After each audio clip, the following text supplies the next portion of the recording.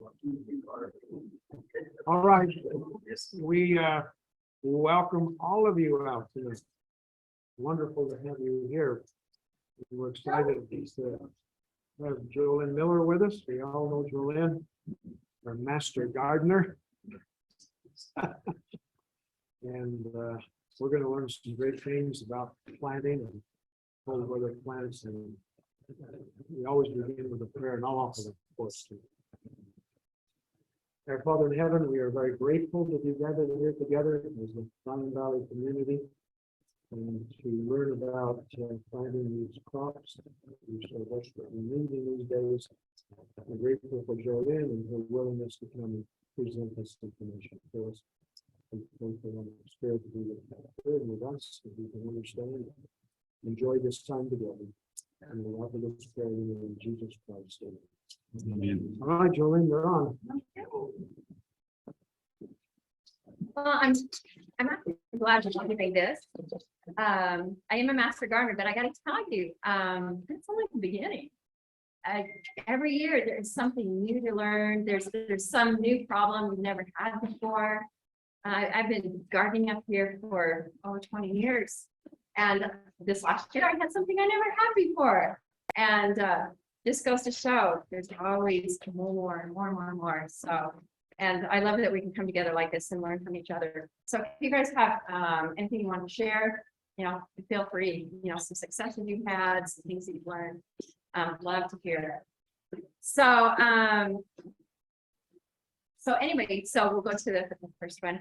So, we are talking tonight about cold crop gardens, but we need to put like a foundation underneath that. And so, the reasons why we garden, it takes a long time, or it takes a while to get good gardening soil. And so you need to start now. I think I've shared this story before, but when I first started gardening, I was so proud of myself because I had the cutest garden. It had a little fence that had grapevines growing around it and had the cutest little gate. And, and I had it all set up so cute, but it wasn't doing much. And so another fellow who is an experienced gardener comes to my house and he takes a shovel and he sticks it in the ground and pulls out some soil and he looks at it and he said, "Your soil's sterile." And I'm like, "It can't be sterile. This is the cutest garden ever."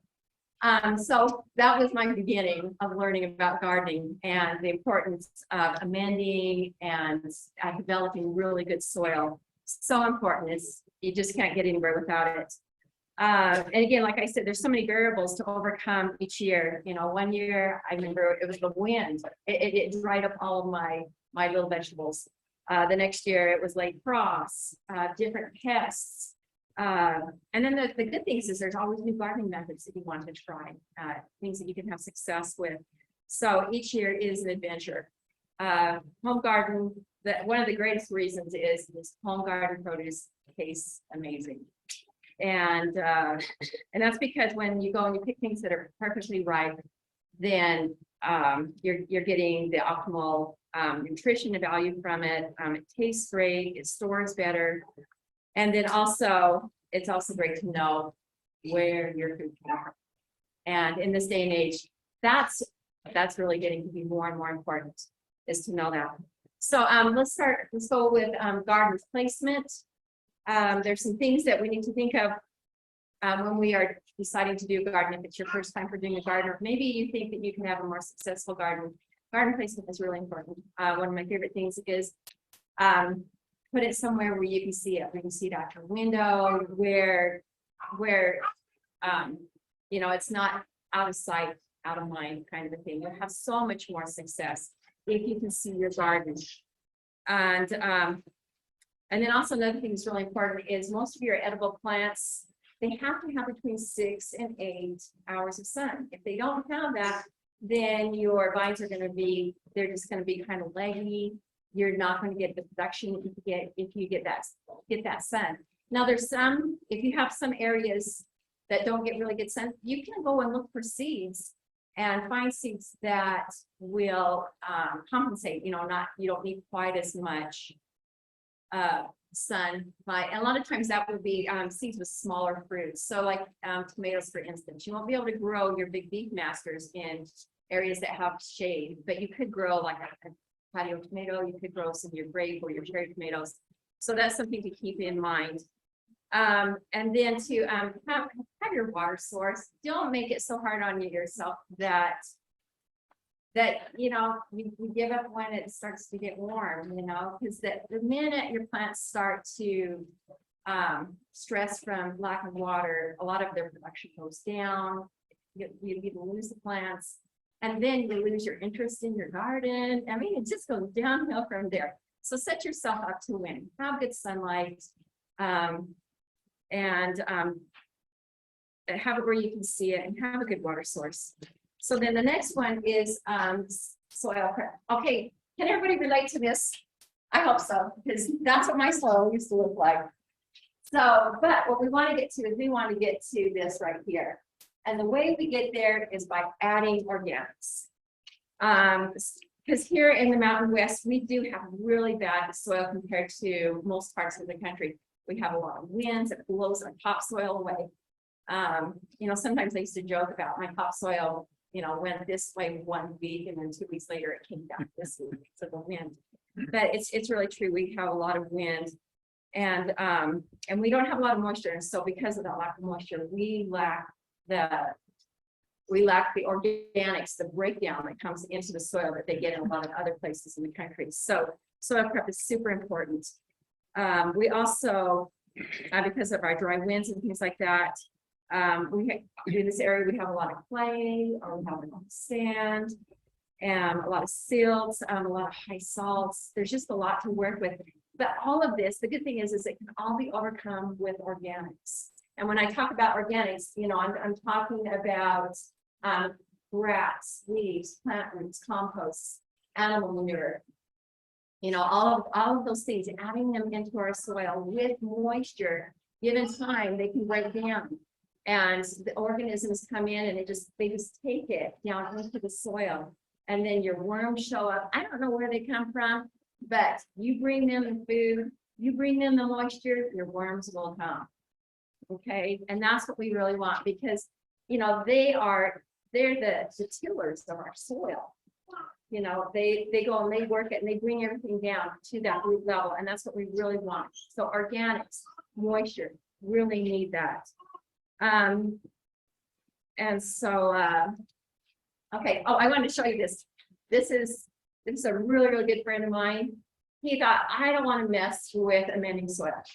I'm just going to go to the nursery. I'm going to buy all the really good topsoil. I'm going to buy, you know, all the good mulches and things like that. And that's what I'm going to fill up my raised garden beds with. And that's what he did.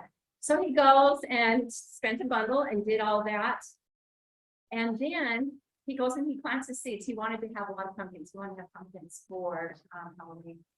So he plants them. And then I go and I visit him. I think it was like July. And he's like, I don't have any pumpkins. I got all of these vines, but I don't have any pumpkins. And I go and I look, and there were flowers there. But as you know, with squash, there's the male and the female flowers. Well, they were just all the male flowers. There's no female, which is the ones that actually produce the pumpkins or the fruit. And so I don't know if you can see it. I was hoping that it would be a little bit better. But anyway, that pumpkin is probably 1 feet in the air. And what happened is it grew vines. It grew the most incredible vines. They grew up the trees, and those are pine trees. They grew up the trees. They grew down into the walkways, into all of the walking paths. There was like 2 pumpkin plants, and they were everywhere. The vines were everywhere. He got 1 pumpkin, and there it is. It was clipped there. You couldn't harvest it. Everybody's driving their car underneath it, hoping they're not going to be the ones that get the pumpkin smashed on their car.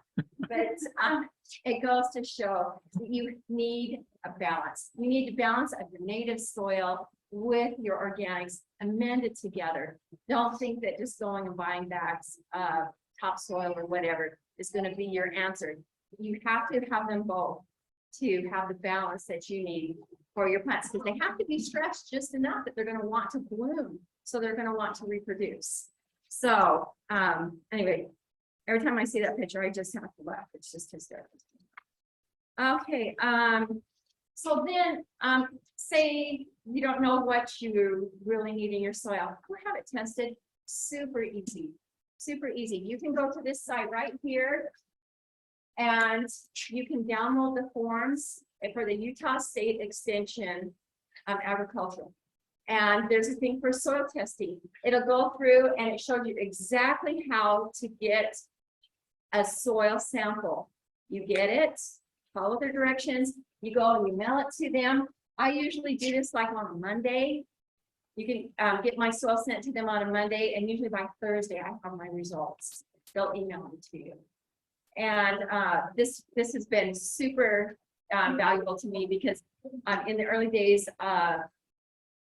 when I was getting my garden stuff together, I brought in a whole bunch of turkey manure, which I heard was the very best stuff ever.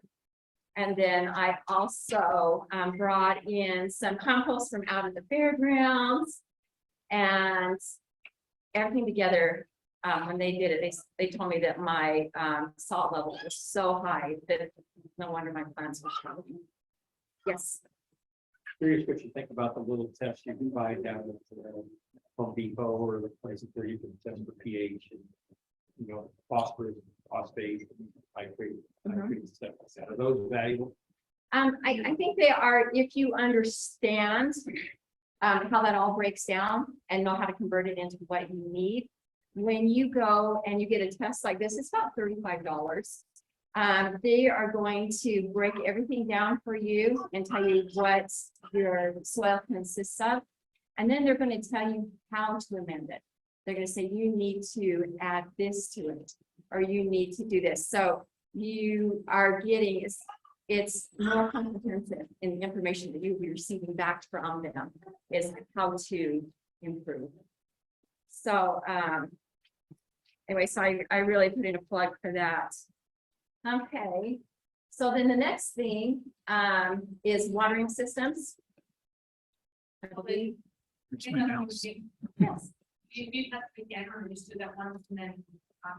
I test whenever I feel I need it. So I test when I feel like if I feel like everything's going really good and I'm happy with, you know, the color of my plants, the growth of my plants, you know, the size of their leaves, the size of my vegetables, then maybe I won't test that year. But if I feel like I'm struggling, then I can send it to them, and they can tell you other things. You know, they can take out like nematodes in your soil. There's a lot of things that they can help you with.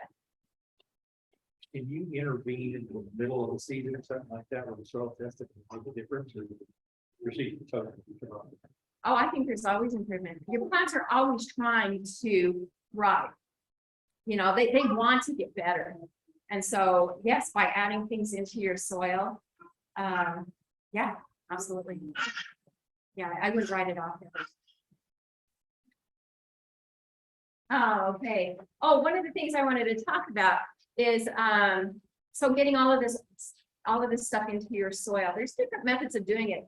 We're all really familiar with tillers, tilling them into the soil.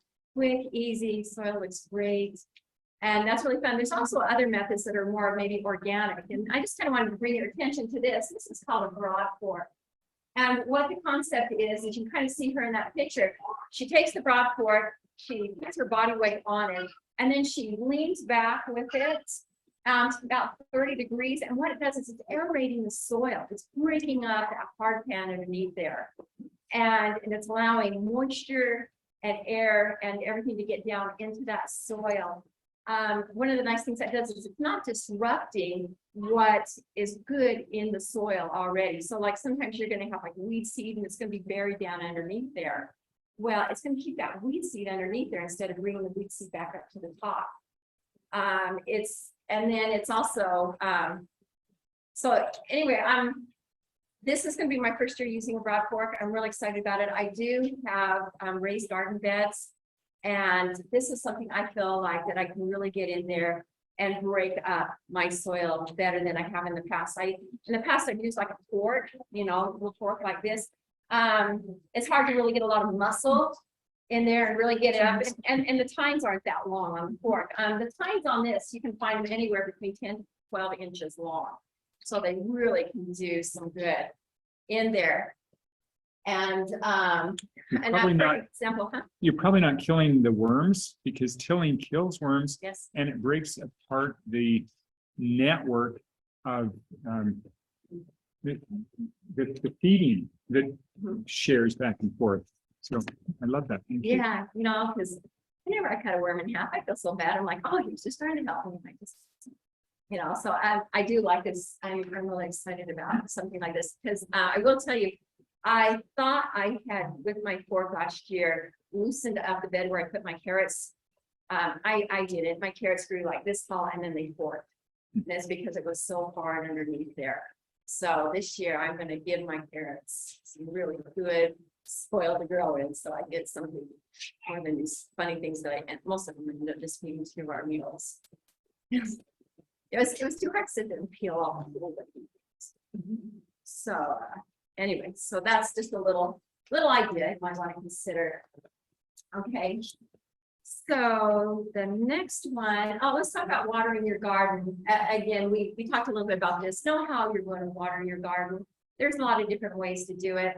I mean, manual watering, that's so tough. Because if you have times when you can't get out there and water it by hand, and a lot of times it takes you an hour or better to water everything by hand. You know, if you've got for most gardens. And then a lot of times that water is just running off. It's not soaking down in there to the roots that you need. So really try and plan how you want your garden to be watered. Some people do it with row irrigation. We're all really familiar with that. The only thing I would say against that would be is sometimes we waste water, and we do live in a desert area, so it's really nice to be able to get that water right where it needs to go. And you can't always put that on a timer, you know, when you're doing row irrigation, and sometimes you can break here and flood other places. We've all seen that. There's conventional sprinkler. Those work. You've got to remember that some plants do not like to have water on their leaves, and so like tomato plants, they do not like to have water down over the top of them. So that's something to consider too. Drip irrigation works really well here in the West. You can design them in so many different ways. If you were to go and look online, you would see a lot of different configurations for irrigation with your PVC drip systems. You know, you got your 1/2 inch, you got your 1/2 inch with emitters, you've got micro lines that have emitters every 6 inches, every 12 inches. You can have your little micro lines going out with the emitter on the end, going to specific plants. And then the cool thing about that too is as you are going through your growing season, you can see that maybe one area is not getting all the water that you want. Heck, you just plug in another micro line, send an emitter over that, and then you've taken care of your problem. And it's and your water is going in and it's soaking down. So anyway, I love that. The other thing I really like to reflect for is get yourself an automatic timer, because you know this is just free loaded. All you do is just sit there and set it for 30 minutes, 45 minutes, you know, an hour and a half, and then your water turns off. You know, after a while, you get to an idea of how long it takes to water your garden, and you turn on, it turns off, and then you don't have any flooding. Before I got back, Marlene, who's my next door neighbor, was calling me quite a few times. JoLynne, your water's overflowing. You need to go turn it off. And since I got that, she hasn't called me. So it's a win-win. Okay. So then the next one, just make you aware of what zone we are in. Diamond Valley, we are in zone 8A. That is different than St. George, which is zone 8B. So different plants grow in different areas. And so therefore our planting windows our growing windows are different than other places. Las Vegas, let's look at that. They are 9A, you know, so their planting time is totally different than ours. St. George again is there, Diamond Valley, and then Cedar is 6D. So I just wanted to show that to you that even though we all live relatively, you know, in local areas like that, we get a lot of our stuff from the same nurseries like that. That's not always advantageous. one of the very biggest nurseries in St. George gets all of their plants from Las Vegas. And so what they've done is they've cultivated plants that grow well in Las Vegas. Well, those plants that grow well in Las Vegas don't necessarily grow well up here. And so that's something to take into consideration. So when you go out to go to the nursery to buy stuff, kind of consider where everything's coming from and what you're going to be putting into your garden. And then too, something to consider is St. George, their last frost is 2.5 weeks before ours. They can start planting before us. So a lot of times, if you are wanting to plant seedlings, you go, well, it's time for us to put seedlings in the ground, which is around Mother's Day for the most part. First part of May to Mother's Day is kind of that safe zone where we can start putting seedlings in the ground. And but by the time it's our turn to go do that, some of these other nurseries in town, they're all picked over. You know, all you've got left is habanero peppers, you know, or root-bound tomatoes that are this tall that, you know, they're not going to grow because their whole little package is just full of roots. So what I would suggest is there's other places that you can go that you can have larger selections, maybe not quite as convenient, but there's Ladybug Nursery up in Cedar City. They have a big selection. Their stuff is not picked over by the time it's ours. Actually, we're a little bit competitive in being able to plant. So they have a really good selection up there. You can also go to Ballard's Nursery in Laverton. They do a really good job of keeping everything stocked. Beaver Nursery, that's in Beaver, you know, if you have to be going up to Salt Lake, just stop there on the way back and pick you up a whole bunch of stuff. They have, I've always found their plants to be really nice. And then there's another one of my good favorites, which is Allie's Organics, which is over in Laverton. She does a fabulous job, especially if you're really into organics, you know. And she's also a really great instructor. You can ask her anything you want. She's got some really valuable information. Okay, so let's talk just a little bit about garden planting. There's go ahead. When you talked about the tomatoes in the ball, you know, stuff, if you plant them and lay them down and just bring the tips up, they'll still do well because all those, you break off all the little limbs and they'll root out. Yeah, and it'll grow a beautiful plant and it still works well because you've charted another root system basically. Yes. And one more thing I'll talk for tomatoes is you can always plant a tomato plant deeper than what it is, and it will grow roots up higher. So they are able to regenerate a really nice root system. I can't say that for all the other plants, but yeah, tomatoes. They are fabulous that way. Thank you. So garden planting, we're all pretty familiar with, well, it's important to have a garden plan. It's important to know how you're going to lay out everything out. And it's for different reasons, which we'll get into in a minute. But just off the top, there's your traditional gardens, which is with rows, and that's really great. We understand how they work. And then there's also raised beds, and those also have benefits to them. The benefits to having raised beds would be accessibility. You have more control over your soil composition because all the soil is kind of in the area. And then also if you have problems with pests like gophers or things like that, you can line the bottom, you can line the bottom of it before you put your soil in it with chicken wire. And then that would keep gophers or moles or whatever from coming up into your plants. And I know some of the places, especially on the outskirts over here, that they have had problems with gophers and things like that. So that's kind of a fun thing with raised beds.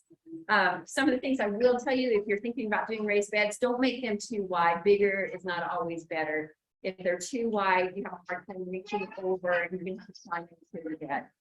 So usually 3 feet or more than 4 feet wide is good.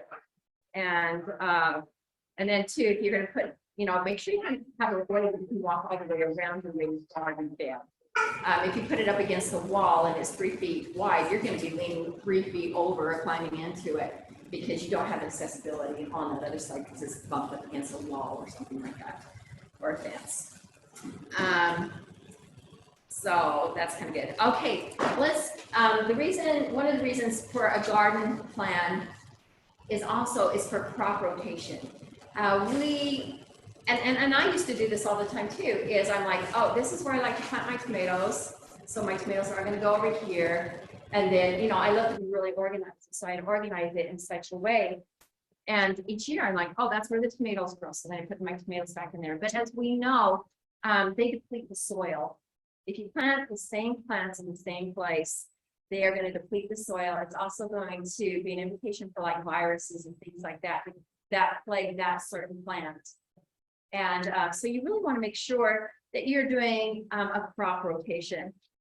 And so the basic guideline for crop rotation is to avoid planting crops of the same family, such as tomatoes and peppers and eggplants, okra and potatoes. Those are all nightshades. You won't want to keep planting those ones in the same area and stuff. Maybe you, so you planted them over here last year, and this year you're going to want to maybe put your melons and your cucumbers in there because they're not in the same family. And so kind of think of it like that too. So it's not just tomato plant, no tomato plant here this year. It's also no tomato plant here, no eggplant here, no tomato there, you know, any of the nightshades there. So think about that. So, you know, make it just a little bit broader than just the one plant. And again, so that your soil doesn't fill up with pathogens of one particular plant family. You can, of course, you can plant the same plants, but just not in the same place.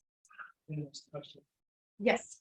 Question, how far does it need to be from one area to the next? They know if it's a raised bed, you go from one bed to the next, but if it's there in the ground, how far apart, how you plant a tomato in one area, how far away do you need to do it the next year? Okay. So your tomato root system is Just outside of the root system? yeah, just outside, and you give yourself a little bit of a buffer, but for the most part, you know, I don't know that you have to crisscross it so much. You could crisscross it. I think I probably err on going further away than closer. But you know, is the soil that has been hosting that plant. You really want to be, you know, move it around. A couple reasons. Tomatoes, for instance, they're heavy feeders on nitrogen. So how cool if next year you put your tomatoes over where your peas were, because peas actually absorb nitrogen from the air and they store it in their root system. If you leave that root system there and just let it decompose right there, you've got all that nitrogen right there in that soil. So it's a feeder plant, and then you've just put in a plant that is a taker. And so there's a lot of, if you have a method and really can do your crop rotation with a lot of advantage by recognizing these different things. My dad always just moved one row. Everything went one row to the right, you know, one row to the right of here. See, you know, I mean, and he was doing it. Yeah, he was doing it, and that's great. And then, so again, there you go. And then I want to show you about vertical gardening. Last year was the year of vertical gardening for me. I had done some of it before, but this year I really did. If you can see right here, these are livestock kennels. I've got my winter squash growing up there. I've got butternut squash. I've got spaghetti squash. It's growing up there. None of them fell off. They all were wonderful. And when it was time to get, what's that? What is the Hog or cattle panel. yeah, you kind of see it right up there and right over there. But I grew a lot of things up there. In this ladder, I love this ladder. It's just it's an electric ladder that David gave me, and I had cantaloupes growing up there. And it was kind of cool because when a cantaloupe would kind of form, I just set it on the step, and then it would keep going. You know, it kind of had its own little support system there. The great thing about doing vertical gardening is that it allows you so much more space than if you're just doing it horizontally. Not only that, you're keeping everything up off of the ground, and so you don't have all that leaf litter where you can get bugs and pests and disease like that. And then also, you can do a lot of companion planting this way, in that you can put a lot of your roots, growing plants like radishes and beets and things like that at the base of tomatoes. And they're really good companion plants to each other. So you've got more room to grow more plants because this plant's going up, and these ones are going out. Another good thing about doing vertical gardening is it allows you again to put more plants on the ground. Whenever you have soil that is not covered, the sun is coming and it's depleting the nutrients in that soil to that exposed soil. So it's always really great to have as much of your soil in your garden covered as possible, because you're not having the sun deplete your soil. So if that's, another good reason why you want to do, that. Is that something where you can use some sort of sawdust or something to cover exposed areas? Mulch, yes, absolutely. Straw, sawdust, mulch, any of that. You've got to be careful with some sawdust. Sawdust will deplete your soil of nitrogen. And so just mix it in with other things. But just to go and get that nice fresh sawdust and put it on your soil, that would be tough. You can, the problem you have with plastic is it also traps the heat. And most of our roots, they like to stay cool. It does trap the moisture in there, but it also heat. And heat is how you sterilize soil. If you have soil that needs to be sterilized for whatever reason, whether you've got too much weeds in it, whether you've got viruses in it, whatever, if you were to put black plastic down and leave it down there for a week or better, everything underneath it would be sterilized. You can kill Bermuda grass this way. It tells you how potent it is. So I probably wouldn't do it with plastic. Now, if you wanted to do it with some of this cloth that they have, that's different. I need to move it. Okay. Intercropping. I talked a little bit about intercropping last year. I really applied it this year. It did some really great things. Intercropping is where you don't just have all your stuff in one area. So all your tomatoes are all here, all your cucumbers are here, all your corn is here. But what you do is you go and you interlace them together so that they're doing the job as companion planting, giving shade to some plants, allowing other plants to grow low, other plants to grow high. But it also will help in that when you grow like all your tomatoes together, it throws such a strong scent to all of the pests. They know right where to go, like up over there. And in the same with your whether it's your cucumbers, those pests are just going to go. They're like it's just like having a sign here, and over there. But if you got them all mixed together, you will find, and this is what I found. I don't know if anybody did any intercropping. Did you do intercropping this past year? Yeah, some. And stuff. I don't know if I had a pretty good success with it. You have tomato one year, does that fairly mean you're gonna have the next year? Is that given? No. Or is it, you move them? They'll fly in from your neighbors 40 miles away. Okay, So so, okay. Yeah, you always have to look for those guys. They're eggs that are laid by them all. Is how you get those. What's that? Is your garden? This is my garden. Yeah, this is my garden from last year. Beautiful. So, What's planted in that kitchen? okay, so like right over here, so I've got cucumbers here, and right here I've got tomatillo plants right next to them. Those were good companion plants. Right here, let's see, over here I've got squash and I've got pepper plants. Those are good companion plants together. You would never put like peppers and tomatoes together. They don't like each other. But everything is just kind of, I did like 2 or 3 plants here, 2 things over here. So I've got squash here. Got some more squash over here. I got some squash clear down over there. And my tomatillos are just kind of mixed in together.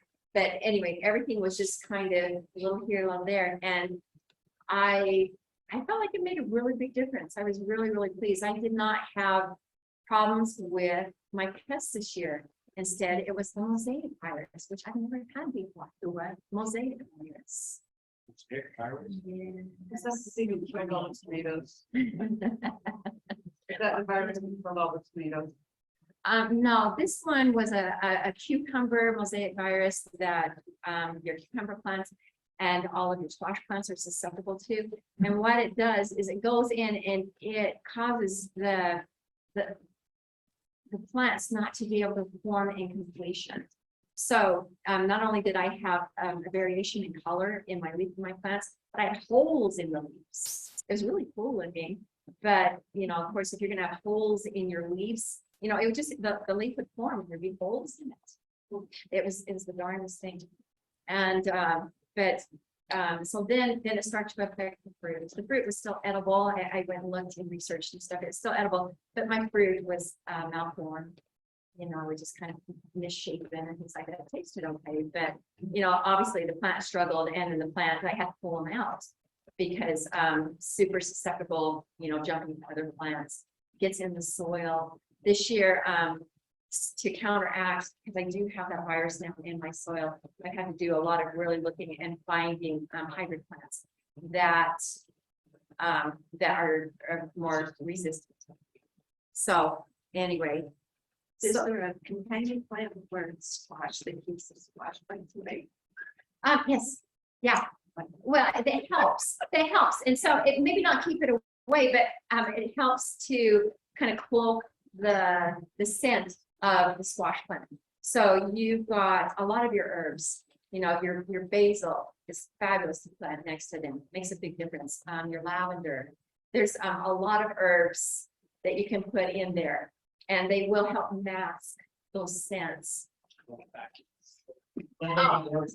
Hey, If you've got time every day for a vacuum, I didn't. We just put the guineas in the garden once. once they start coming in. Yeah. No, I love that. Oh, I'm jealous. Okay. So, okay, so that's enough of that. Let's just talk, since this is about cold crops and stuff like that, we're talking about planting seeds. Let's just kind of go over real quickly, a simple seed guide. So, organically grown seeds. This is about how the seeds are grown. This is not a type of seed. Okay, so you just kind of need to be, it's what they're telling you is that an organic plant or the seeds have not had any pesticides that are not allowed, things like that. So, and it's certified, and it'll say right there on your package. This one says right here, it says certified organic by the CCOF. This happens to be an heirloom one. So anyway, so just understand that. Open pollinated seeds. These are seeds from 2 parent plants, both of the same varieties. And anyway, and so when you that's us, that can be like most of your normal plants that are not, that's all your plants that are not hybrid. It's also your heirlooms. Your heirlooms are open pollinated, meaning that they pollinate amongst each other. Okay. Then you got your heirloom seeds. Seeds are open pollinated. They do grow true to type, and they pass this on for generations. So it's something. I had a seed somebody gave me, and they said it was 70 years old. That it had been an heirloom seed for 70 years, not a seed itself, but it had been an heirloom seed passed down for that amount of time. I thought that was kind of cool. Your hybrid seeds. What we really need to understand, I think some people kind of get kind of nervous about hybrid seeds because they think that they're, somehow genetically modified. They're not. The only thing with a hybrid seed, it just occurs when you take different varieties of plants and you pollinate them. And this can happen in nature, but most of the time it happens, men will do that, or, people will do that. And it's for the benefits, the beneficial traits of the parents. And so it's for like disease resistance, yield, color, size, longer shelf life. You don't really, you can save those seeds, but you don't know what you're going to get because it'll go back to one or the other of the parent. And so you just don't know. So but they have, like, I am going to be doing hybrid zucchini plants this year because I need something that's mosaic virus resistant. Zucchini plant. Plant. Single. plants. You can give. You don't need 6 of them, I know. So, anyway, so hybrid seeds, they really do have a place in our garden.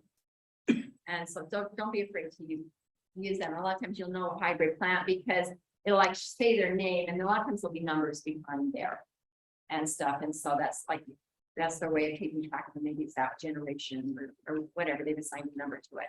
So you can tell what's a hybrid plant by the packaging. You got your treated seeds. I think maybe you guys have seen them a lot of times. They're just coated in fertilizer or in pesticide or something like that. And a lot of people like to use those because it kind of gives your plant a boost when you are planting them. And so that's fun too. Of course, those won't be organic, but if you kind of want, if you want something that you feel like is going to kind of really take off from the beginning, you can do something like that. They usually are a little bit more money. They're usually, I don't know, $2 or $4 more package to have those treated seeds. And then let's just get straight about GMO seeds. GMO seeds are genetically modified, but they are not available to the home gardener. You can't get them. And so GMO seeds are limited to production crops like field corn, soy, canola, sugar beets. In fact, the actual number of different GMO plant species are fewer than 10 different genetically modified plant species that are currently used right now. So, don't think that you can, that you're going to be getting these. You can't get them. And so you don't need to be worried about them. Okay. All right. And then, let's see, next. We got it there. Okay, let's go really fast. Cool crops, warm crops. What's the difference between cool crops and warm crop vegetables? The answer is cool season vegetables prefer cool daylight temperatures, while warm season vegetables prefer warmer temperatures. So, for resistance, cool season vegetables like cauliflower, broccoli, and lettuce, they'll tolerate live frost, whereas warm season vegetables like tomatoes and peppers, they will not tolerate frost at all. And so you do have to plant them at different times of year. And then so that's why they've got the distinction of cool weather, warm weather. It just depends on the type of weather that they germinate in. Cool weather seeds have to have cool weather to germinate. You cannot germinate a carrot in the summertime during the heat because they have to germinate, I think it's like 65 degrees or less. I can't remember what it is. That So might even be where too are high. potatoes? Potatoes are cool. See, Potatoes are cool. Next screen. We'll get there. They're there somewhere. They might not be on this screen. But anyway, so you can kind of get an idea. I kind of broke those down in there. Cool crops you'll want to plant 6 to 8 weeks before the last frost. These crops prefer colder temperatures for germination.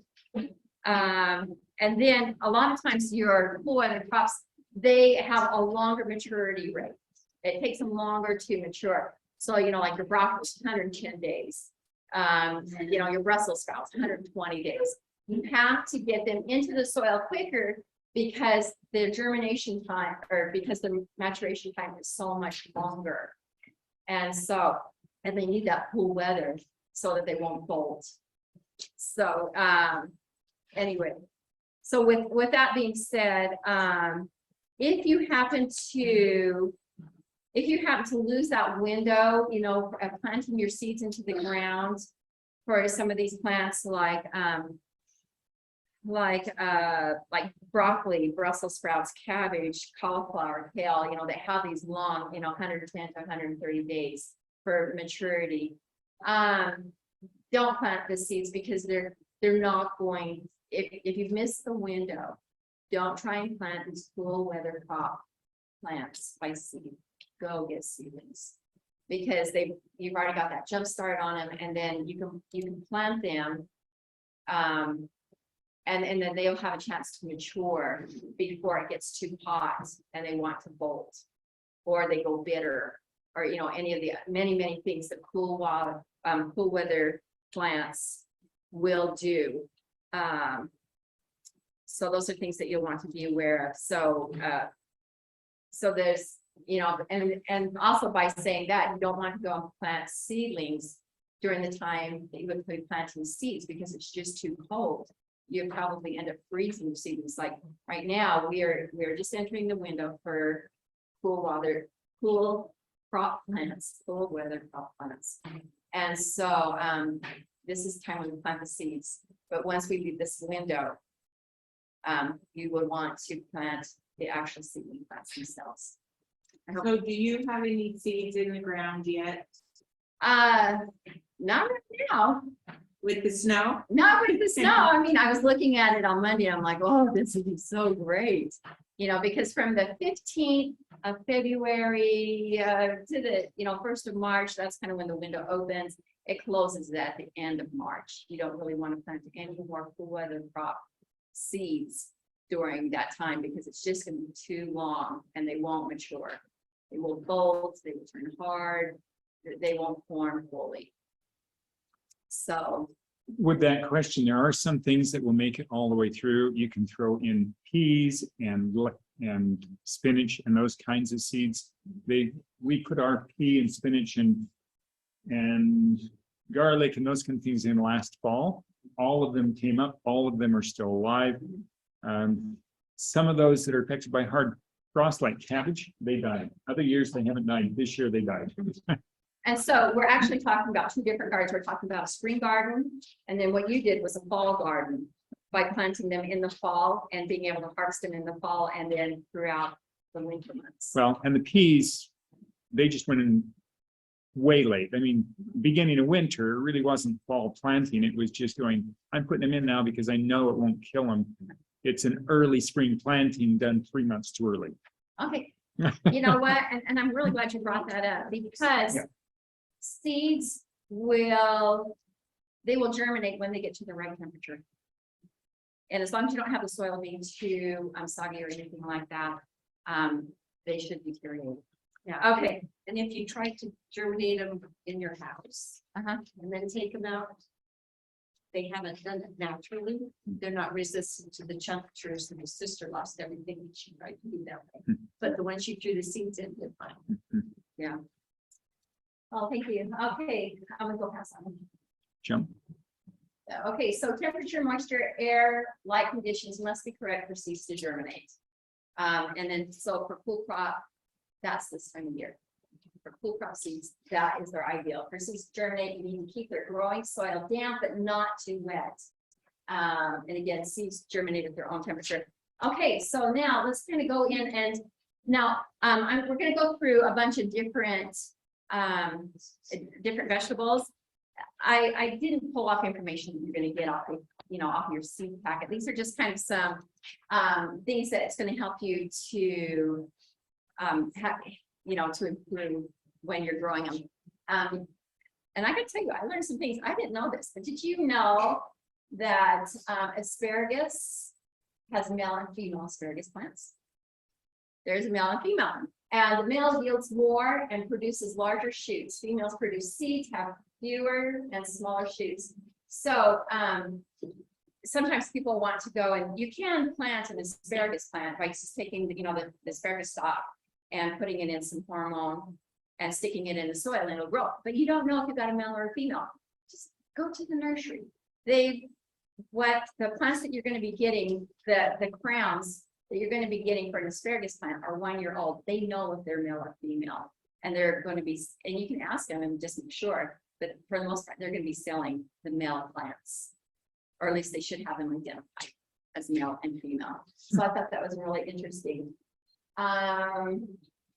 Anyway, let's see, they do anyway, so let's see. Asparagus soil does need to stay consistently moist, not soggy, but it has to be like that all the time. You can't let your asparagus soil dry out and stuff, because you can lose your asparagus plants. And it takes a while to grow asparagus, because you put them in the first year, the second year, you just take the tops off and you kind of leave them on the third year. Yes.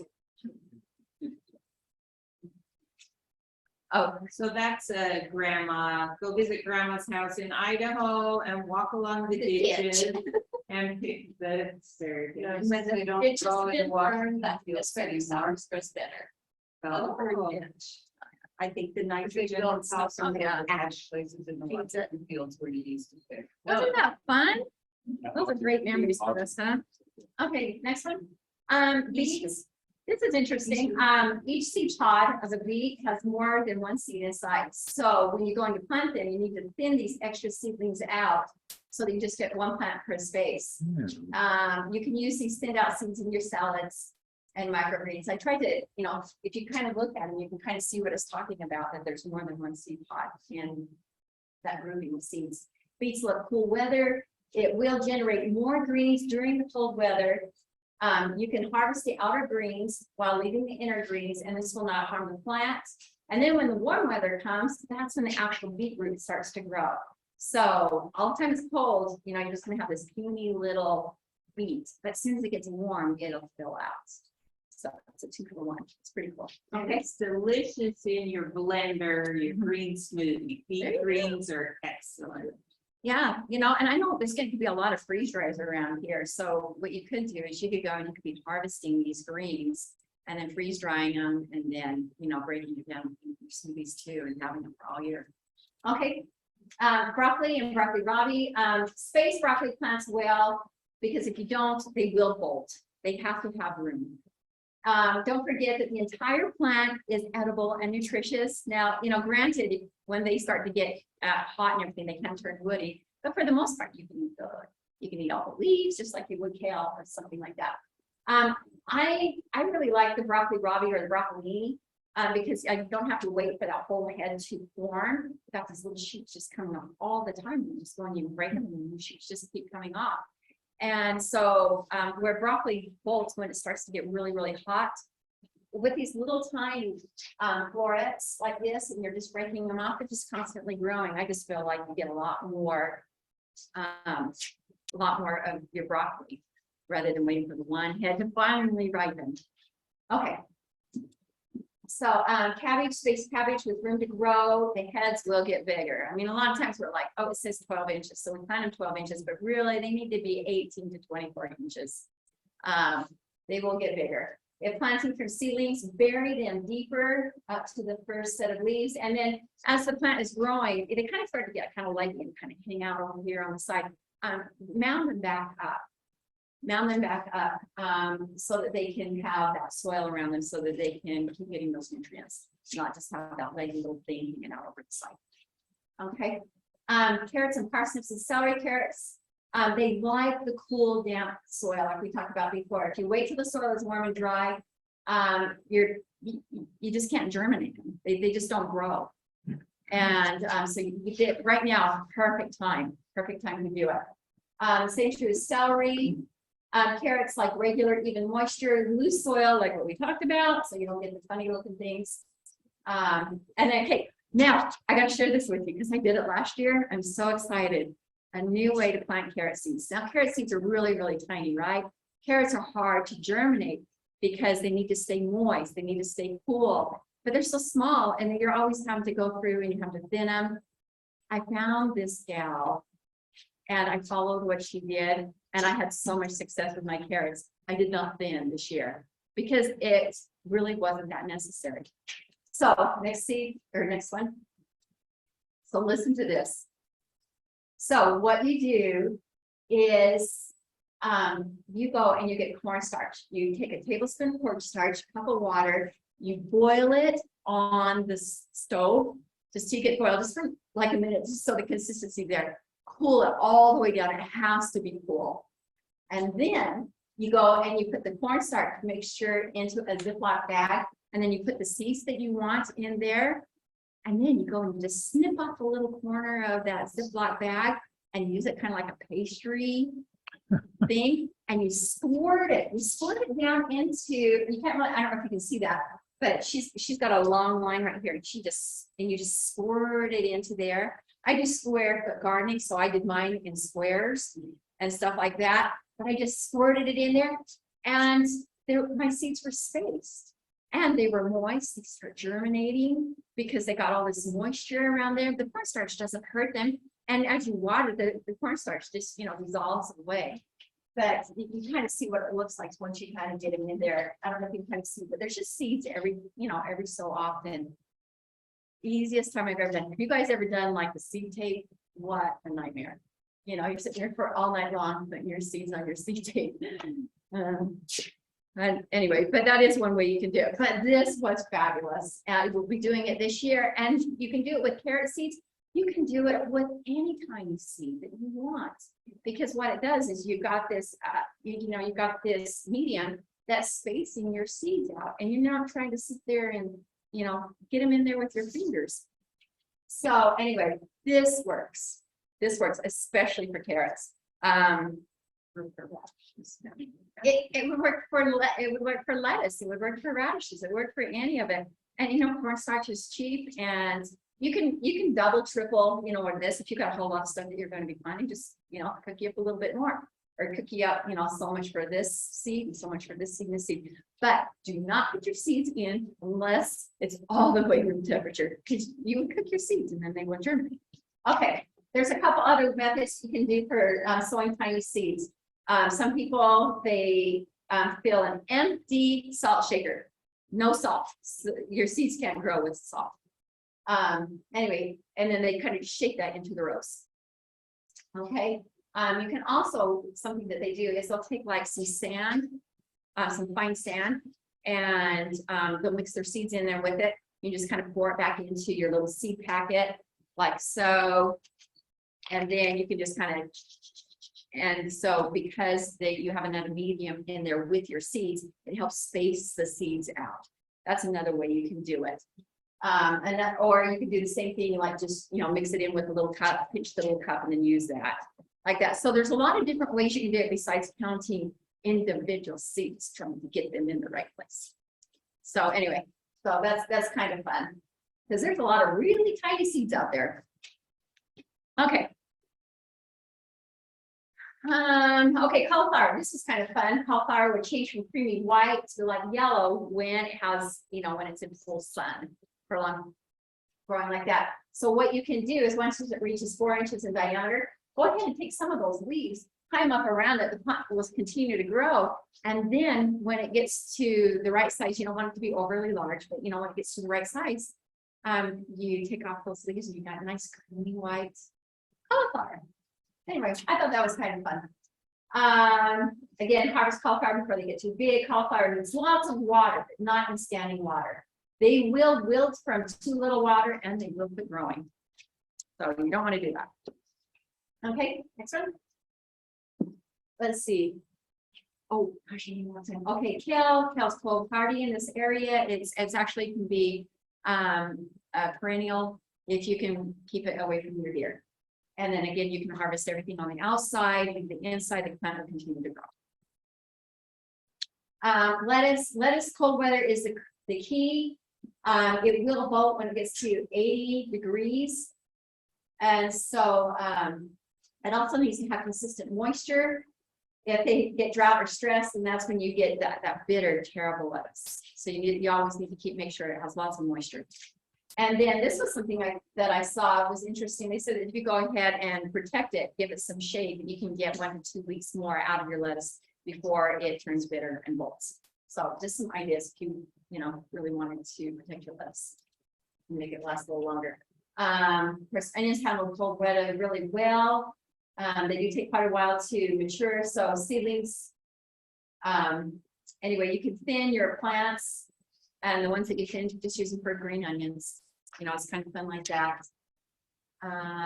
You can plant them by seed or you can plant them. Okay. What did we learn about onions? The types. We're long days, short days. You can buy either one. But we're a certain one. You buy the wrong one and they don't grow here. Yeah, Long or the short. we're medium day. We're We're medium actually day. medium because long day are for people who are farther north and they get longer sun in the summer. Yeah. They get more sunlight in the summer. Short day are for people who are farther in the south where their summer sun is not as long days. So short day onions are for people in Georgia and Florida and that. Long day onions are for people in North Dakota. Medium onions are for us. So look for seeds that are medium date. Yeah, because we've To do the never had best. success with onions when we didn't do that. Well, maybe that's been my problem, is I'm If not you an think onion. about, I would like to buy onion sets or something like that, to get them more to be ballards, because they are. Or they're the medium day ones, yeah. I would assume, because they've been out for hundreds of years, And- all over. Our onions have always been better from seed, Uh-huh. just the sets just don't give us as good of onions. They Yeah, don't get as big and they don't get as nice as the seed. Well, anytime you transplant something, you're stressing it out. So, yeah. Okay, potatoes, here was your question on potatoes. Something that will kind of help you get a kick start on that is you can pre-soak your potato seeds up to 2 weeks. And it also reduces the waste and rot because you've already got this jump on it. This hasn't been in the soil waiting to germinate or to grow. So you can lay your potatoes out on a single layer in a lighted area like a windowsill. You want your temperature between 60 and 70 degrees, let them sprout until they're about an inch long. And then you can plant them. You want to make sure that you heal the soil up around your potato because that soil is what feeds them and supports their stem. And you'll need to kind of keep doing that all the time when the potato grows, because what you could do is here's your potato. Some people start their potatoes like down in hole. They'll do it like that, and then their potato plant starts to grow. So then they put in more soil, and then it grows a little more, and then they put in more soil, and you keep going like that. And what you've done is you've created all these different elevations, all these different levels of potatoes. You will get a higher yield of potatoes if you continue to cover up the plant so that it has all of its nutrients and giving it a depth to grow, to keep growing from. So that's What good. if your roots are already 12 inches long? And then like potatoes have. Then go for it. They're in the basement and I saw them and I'm like, oh. Because they're last year's teeny potatoes and I just put them down in the basement. Well, fun and see what happens. That'll be Well, fun. and it seems to work. Yeah, there you go.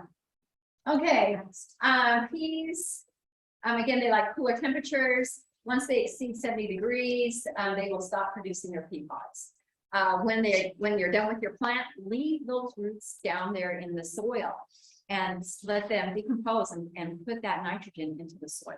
It's really super. With potatoes, you're supposed to turn the water off at a certain point. I don't know that. I don't know that. Or you can spray them. Take commercial fields and spray them, That could bloom, right? Yes, I would assume this probably could do the same. Just- And then because they put watering in them too. Yeah, I don't know how to harden them off. I don't know how to do that, other than, usually it takes 2 weeks after you harvest them, they harden off then, but I don't know how to do it in the soil. Okay, radishes. Radishes are like an Easter egg hunt, it's so cool. You just put so little effort and then ta-da, there they are. You found this little plant that's grown so quickly. But they do bolt and go to seed after 75 degrees. So definitely cool it. And then spinach also needs cold weather to do well. This is another one of the vegetable plants that you can do succession planting in. Each spinach seed, this is another one. It has 3 to 5 seeds inside. So you will need to thin out your seedlings once they are big enough. This is also one of those 2-for-1 plants. You can just you can leave the spinach plant there and just keep picking from the outside. It will continue to grow new leaves. Okay, and then Swiss chard. I don't know. Has anyone grown Swiss chard before? Oh, it's great. It makes great smoothies. Oh, there you go. Well, I know it's Really good super packed with flavor. nutrients. Can't think how green it is. I love Swiss chard. Excellent. Kale is too bitter. Swiss chard is yummy. Okay, Swiss well, chard actually is sweeter if you let it grow over the winter. I heard this on the radio several years ago about farmers that were growing spinach and chard in upstate New York. Mhm. And they said, if you let it freeze and thaw, it actually makes it sweeter so that you don't get any of the bitter. It is a real mild, sweet flavor if you grow it in the winter, like, so you would plant it in the late fall and just, try to get it so that it's getting bigger by, when it starts to freeze and just it just harvested all winter long, a week or two at a time, and it, a few weeks at a time. And it just doesn't, I can't stand Swiss chard in warm weather. It just is so strong. Oh, okay, The green flavor is just, but winter is good. nice. Oh, that's good to know. That's good to know. Just a couple, things I'll just share with you. Again, just a reminder, if you sow your seeds for cool crops, which you don't get immediately, see your seedlings coming up. Remember that everything has its own temperature for germinating. Don't worry, keep the seeds moist, not soggy. And when they reach their ideal temperature, you should start seeing your plants coming up. A couple things I just, real quick, my favorite things. I love these. I love to mark them. I like to mark what I have planted. Because really, the biggest lie that you tell yourself is, oh, I'm going to remember. You don't remember. So use these. These are cheap. And, with permanent, mark everything. Whenever you plant everything, right variety. A lot of times I do more than one variety. I love gloves. I usually buy something like this. There's, I think there's like 6 or 8 pairs of gloves in there. This usually will last me the whole season. And then two, one of the things I meant to share with you earlier is when you are planting, if you're planting in rows especially, plant so that you can get a tool like the hula hoe, so you can get this down in the middle. Or if your rows or something like this, so that it can help you with your weeding. So really, when you are planting your garden, think of things like that, like how am I going to weed? Well, I'm going to have my rows far enough apart where I can run something like this through and make it easy on myself. So I love my hula hoe. I love this one because it's got a metal handle and it's extra long. And so a lot of the inexpensive ones that you should find around there, they're really not worth the money. The hula hoe part right there really is easy. Spend the extra $15 and get you a longer handle with stronger steel. Okay, that's all. Anyway, good luck everybody to cold crop plants. Thank you.